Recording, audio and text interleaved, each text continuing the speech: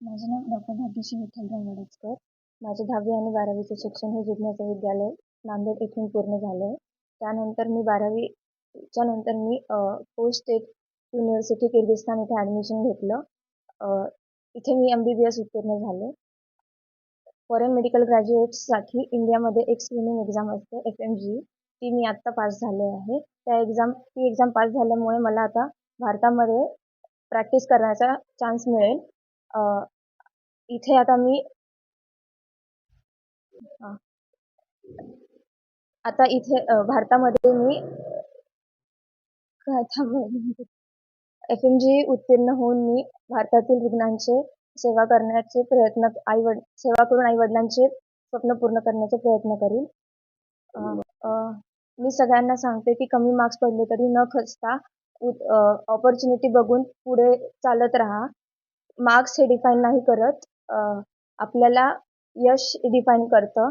मार्क्समुळे आपलं मन न खचू देता पुढे चालत राहणं हेच एक यशासाठी महत्त्वाची गोष्ट आहे.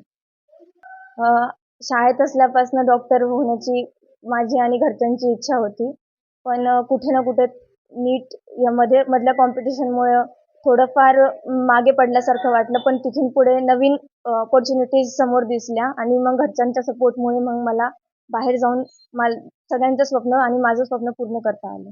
अभ्यासाची टायमिंग सकाळी 8 किंवा 9 वाजल्यापासून मी 12 वाजेपर्यंत बसायचे. मग तिथून पुढे 12 ते 2-3 कधी 3 पर्यंत ब्रेक घेऊन मग पुढे कंटिन्यू रात्री 10-11 पर्यंत बसणार. मग जेवण करून झोपी जाणार. सकाळी परत हेच रुटीन चालू होतं कंटिन्यू.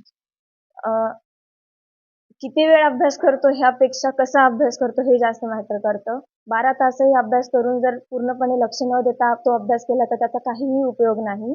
पण तेच जर 3 तास पूर्ण मन लावून अभ्यास केला तर त्याचा जास्त फायदा होईल. हे तर सर्वस्व श्रेय माझ्या फॅमिलीला, माझ्या मम्मी पप्पांना. त्यांनी मला खूप सपोर्ट केला. त्याच्यासाठी थँक्यू. मी विठ्ठल भागाराम कांबळे. मी माझ्या मुलीच्या शिक्षणासाठी व तिचे स्वप्न पूर्ण करण्यासाठी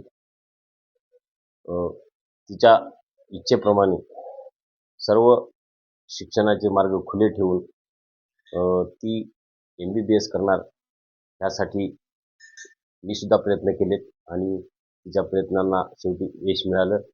आज ती MBBS ची परीक्षा पूर्ण करून GFMS ची परीक्षा सुद्धा उत्तीर्ण झालेली आहे आणि तिच्या प्रयत्नास यश मिळालं. याबद्दल मी डॉक्टर बाबासाहेब आंबेडकर यांचे अनंत उपकार मानतो व तिच्या शिक्षणास पुढे तिला असेच यश मिळत राहो अशी मी सदिच्छा बाळगतो. आपल्या सर्वांचे आशीर्वाद तिच्या पाठीशी राहतील हीच अपेक्षा. मुलीच्या अभ्यासाच्या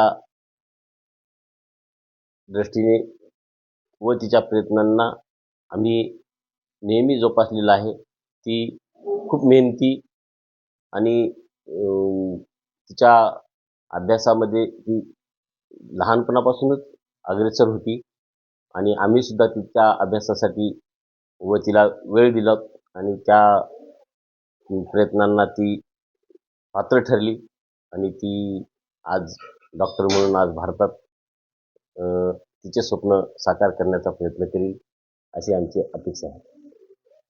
समाजातल्या विद्यार्थ्यांनी, मुलांनी, मुलींनी मार्क्स कमी पडले म्हणून खचून न जाता त्यांनी अनेक पर्याय निवडावेत आणि आपले स्वप्न पूर्ण करण्यासाठी व पालकांचे स्वप्न पूर्ण करण्यासाठी प्रयत्न करत राहावेत.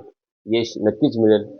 माझ्या मुलीला जसं यश मिळालं तसंच यश मिळते याची खात्री बाळगूनच आपण प्रयत्न करावेत असे मला वाटते.